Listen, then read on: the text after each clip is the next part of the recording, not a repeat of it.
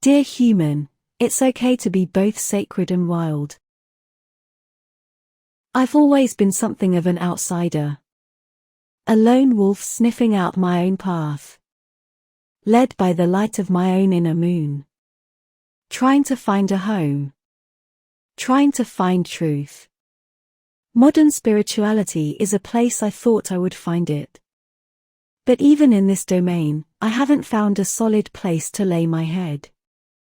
The truth is, I'm profoundly dissatisfied with 90% of spirituality out there. All this talk of spiritual ascension, enlightenment, self-realization, and vibrating higher somehow feels lacking and incomplete. All this focus on other dimensions, planes of existence, astral beings, and nirvanic bliss, feels like avoidance, escapism, running away from what is here right now. Instead of being something that helps us to experience integration, balance, and wholeness, modern spirituality seems to be tremendously lopsided. It has become a place to numb, bypass or gloss over issues rather than face them. Whereas religion was once the opiate for the masses, now spirituality is. Of course, there's nothing wrong with using spirituality as a kind of happy drug, feel-good hobby or source of hope. This is normal and, often, healthy. Not everyone is able to confront reality, and that's okay. We're all at different stages of growth. However, the major issue arises when the overarching goal of modern spirituality is to bypass our humanity, to focus only on the love and light without getting down and dirty, without doing the real inner work. Spiritual bypassing and the rejection of our humanity. The denial and avoidance of our humanity occurs within nearly every spiritual path. For example, Neo-Vedanta, the New Age, Buddhism, esotericism, occultism, Hinduism, Taoism, Eastern and Western mysticism, even yogic and shamanic paths. Everywhere I look it seems that there is a shunning, rejection, bypassing or avoidance of our humanity. Be more positive, they say. Good vibes only. Manifest more abundance. Vibrate higher. Focus only on happy thoughts. I don't know about you, but I'm sick of it. I'm sick and tired of avoiding the raw and real. I'm sick of trying to stick myself into the spiritual person box in which everything is love and bliss and nothing hurts. I'm sick of the fake spirituality which tells us how to talk, dress, think, feel, and act.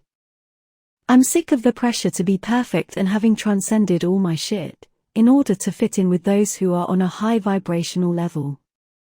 I'm sick of oppressive spiritual labels and ideals which create shame and insecurity. I'm sick of the judgment and rejection of those who dare to be vulnerable and honest about their emotions or weaknesses. I'm sick of the spiritual ego which thinks it's better or more evolved than others. I'm sick of the toxic teachings which reinforce dissociation and the repression of trauma. I'm sick of the patriarchal philosophies which condemn the aliveness and passion of the body and senses. I'm sick of all the fake bullshit that masquerades as spiritual, non-dual, high vibe, awakened, ascended, and enlightened. I'm sick of spirituality that embraces the sacred but rejects the wild within us. And I'm not innocent. I realize that in many ways, I'm complicit. I'm imperfect. I'm flawed. I've had a lot to learn since the beginning of my spiritual path. I've believed and adopted inauthentic beliefs and roles. I've been guilty of everything and more. But that's okay. It's okay to be imperfect. It's okay to keep learning. It's okay to keep stumbling and falling. It's okay to be a mess. It's okay to feel scared. It's okay to feel lost. It's okay to be both human and divine. You are holy paradox. It is hard for us as humans to dwell in ambiguity, in nuance, and in the in-between spaces. Our minds are wired to see the world in black or white, good or bad, this or that. We struggle to understand that we can be both one thing and another. We struggle to perceive the entirety of our being. The tragedy of being incapable of dwelling in the in-between spaces, the dusk and dawn of existence, is that we fail to grasp the idea that we are a holy paradox. In other words, we are both broken and whole. We are both perfect and imperfect. We are both light and dark. We are both mortal and immortal. We are both human and divine. One of my favorite poems ever which perfectly encapsulates this reality is a Gnostic manuscript called The Thunder, Perfect Mind. It goes like this. For I am the first and the last. I am the honored one and the scorned one. I am the whore and the holy one. I am the wife and the virgin. I am the mother and the daughter. For I am knowledge and ignorance. I am shame and boldness. I am shameless, I am ashamed. I am strength and I am fear. I am war and peace. Give heed to me. I am the one whom they call life, and you have called death. I am the one whom they call law, and you have called lawlessness. I am the one whom you have pursued, and I am the one whom you have seized. I am the one whom you have scattered, and you have gathered me together. The fact that we are a holy paradox is not some kind of dogma. It is a reality that you can experience any time you meditate, introspect, reflect, or practice any kind of deep spiritual inquiry or practice. But this is all an illusion, many people say. There is no one here doing anything, say other Vedantic traditions. Certainly, on an objective level, the ego is an illusion. Go and practice deep meditation and you will discover that. But if everything is an illusion, why don't you go stand in front of a truck and test that theory out? After all, the truck is an illusion, right? Yes, didn't think so. As the great Indian philosopher and yogi, Sri Aurobindo once wrote, the impersonal is a truth, the personal too is a truth, they are the same truth seen from two sides. The reality is that we live in a 3D consensus reality. We are both human and divine. We are made of flesh, bones, and blood, but we are also divine, limitless, and eternal. The problem is that people prefer to worship divinity and shun the humanity. This leads to the denial of our innate wholeness and the avoidance of dealing with our wounds, shadows, and baggage. Inevitably, spiritual concepts and words can, and will, be twisted and used by us as ways to escape or avoid reality. In fact, spiritual ideas and truths are almost guaranteed to be used as methods of bypassing the hard work that we need to do. It's very easy to become intoxicated with promises of love, light, and eternal peace, while avoiding the reality that you have to do the deep inner work of self-exploration and radical letting go to evolve to such a level. The power of down-to-earth spirituality. What if enlightenment were less about fireworks and eternal bliss and more about dissipating the illusions we have about what life itself is? About becoming more authentic, compassionate, and real and stopping our pretending. About letting the protective layers of our personality structure crumble. About becoming progressively more effective agents of transformation and of the alleviation of suffering the world, beginning with ourselves. I have come to believe that although different paths have different goals, an authentic and integrated spiritual path should make us more real and human, not less. M. Kaplan. It might not be as popular as tripping out on rainbows, communicating with angels, or traveling to other dimensions, but down-to-earth spirituality is needed by humanity more than ever before. Without grounding spirituality within the human experience, it becomes a dissociated and disconnected fluffy cloud into which we escape from daily life. Instead of solving our problems, it causes us to repress, deny, or disown them. But burying our issues doesn't solve them. Avoiding our messy humanity doesn't excuse us from human foibles and flaws. Focusing only on ascending won't help us to face our shadows. We need to both ascend and descend. Only once we descend into the mysterious realms of our psyches and journey through that dark metaphorical forest can we ascend. To me, the deepest form of spirituality is one that seeks integration, balance, and wholeness. As psychologist Carl Jung once wrote, "Wholeness is not achieved by cutting off a portion of one's being, but by integration of the contraries." Down-to-earth spirituality is about integrating all aspects of our nature, the good and bad, the nice and nasty, the beautiful and ugly, the sacred and wild combined. This grounded spirituality is about cultivating and exploring all sides of our nature, our logic and intuition, our mind and soul, and our heart and body. Down-to-earth spirituality, in the words of integral philosopher Ken Wilber, is about waking up and growing up. In other words, it's about becoming fully human and taking self-responsibility for our lives as well as learning how to transcend the limited ego self. True inner peace, wholeness, and love come when we are able to sit with the entirety of our nature, understand it, accept it, and embrace it. True spirituality, in my perspective, is being able to sit in that twilight space of paradox, of embodying the sacred and embracing the wild within us. How to embrace the sacred and wild within you. To honor both the sacredness and wildness within you is like giving yourself the deepest and most loving embrace you could ever receive. You're no longer denying, rejecting, or disowning any part of your nature.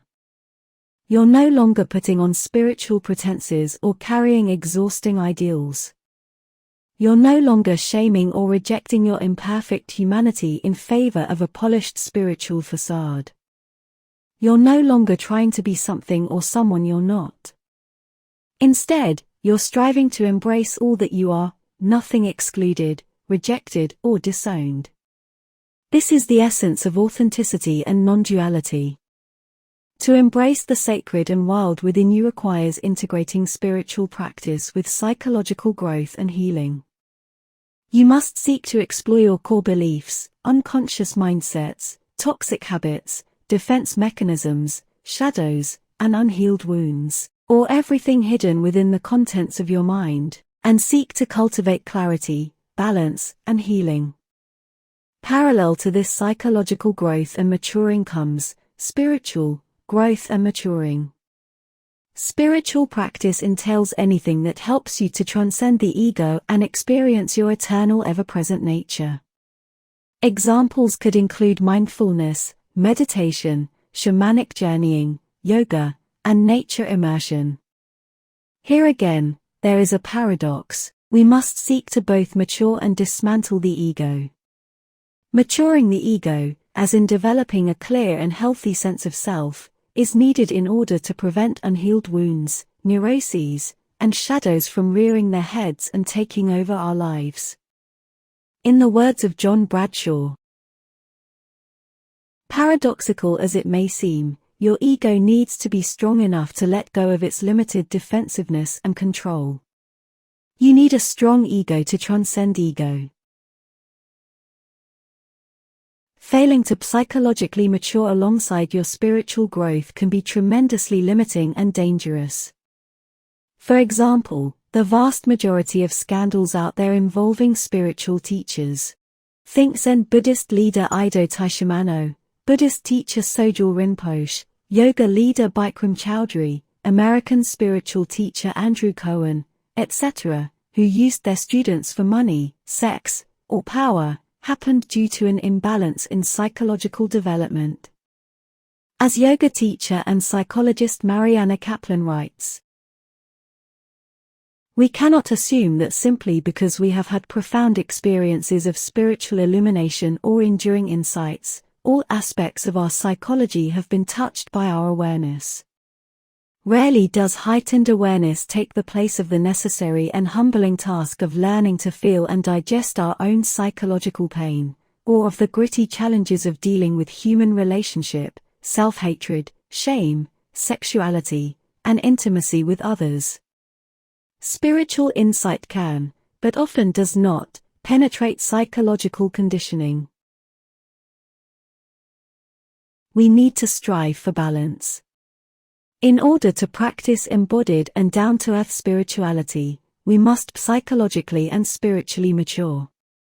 Exploration of our body, mind, heart, and soul, the unification of all parts of our nature, is imperative. But how can we psychologically and spiritually mature? Here is a simple map that Matteo and I have developed and crystallized over the course of many years.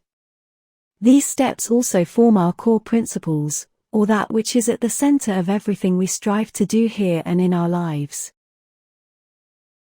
1. Walk your own path. Embrace being different. Honor your inner wolf. Permit yourself to be an outsider. Go the path less traveled. Find your meaning in life. Challenge the status quo. Dare to be unorthodox. Celebrate nonconformity. 2. Be true to yourself. Practice radical authenticity. Don't try to be someone you're not. Do what feels true and honest to you. Defend your integrity. Listen to your calling. 3. Be a rebel. Question everything. Be a free spirit. Rebel against the norm. Embrace your inner misfit. Celebrate your wild and untamable self. Don't accept anything unless it makes sense. Ask, is this true? 4. Be passionate and sincere. Practice deep sincerity. Be fervent about the pursuit of truth, depth, and understanding.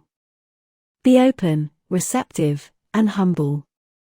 Be genuine and serious about the spiritual path. Be wholehearted, not lukewarm. 5. Fiercely seek truth. See through the veil of deception. Unmask falsehood and hypocrisy both within yourself and others compassionately. Illuminate the darkness.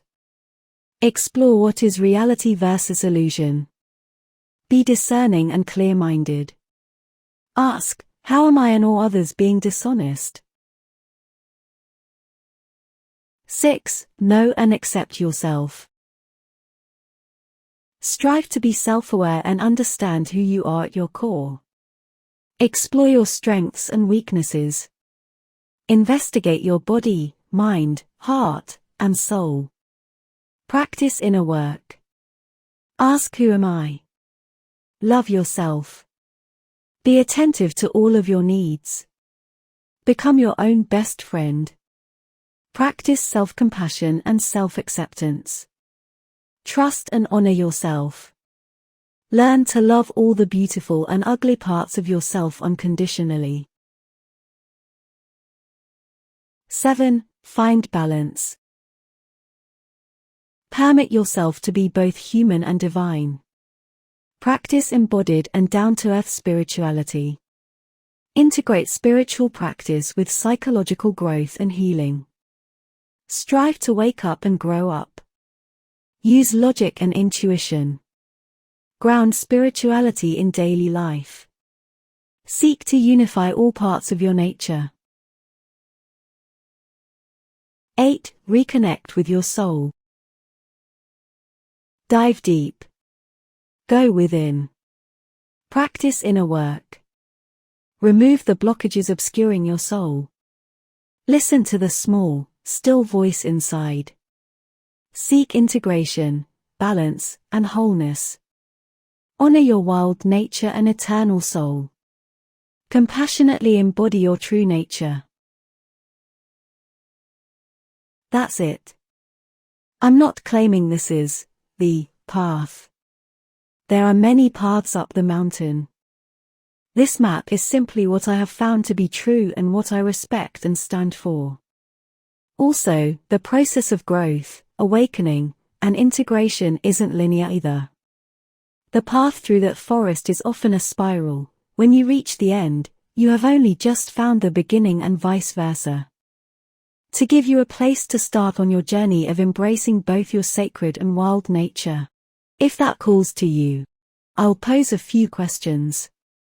You're free to record your answers in a journal or ruminate over them in your own time. What wild part of me am I rejecting? What do I value the most about my humanity? What does authenticity mean to me? When I picture wholeness, what does it look, sound, or feel like? How can I spiritually mature? What path does my soul feel called towards? What shadows are lurking within me?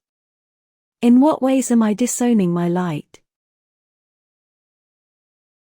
Answering these questions will likely give you some illuminating responses and reveal some potent inner truths which you can begin to work with.